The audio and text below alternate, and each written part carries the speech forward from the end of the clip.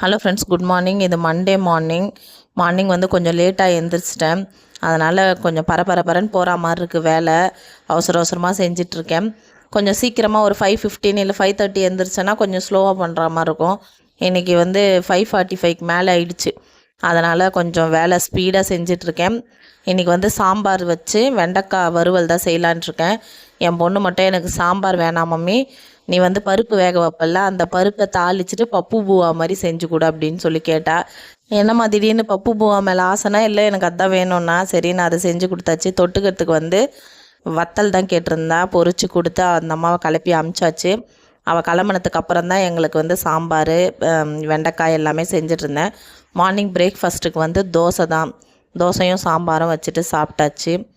Tiffin வேலையாச்சு, சாதம் வேலையாச்சு. இனிமேல் வந்து துணி காயற வைக்கிற வேலை, துணி துவைக்கிற வேலை, சாமான் துளக்கிற வேலை, அந்த வேலையெல்லாம் பொறுமையாக இனிமேல் நிதானமாக செய்யணும். கொஞ்சம் லேட்டாக இருந்துருச்சாலும் வேலையெல்லாம் கொஞ்சம் டக்குன்னு ஆன மாதிரி இருக்குது. உங்கள் வீட்டில் என்ன லஞ்ச் வேணும்னு சொல்லி கமெண்ட் பண்ணுங்கள். நம்ம சேனலை கண்டிப்பாக சப்ஸ்கிரைப் பண்ணி சப்போர்ட் பண்ணுங்கள். Tata, bye by.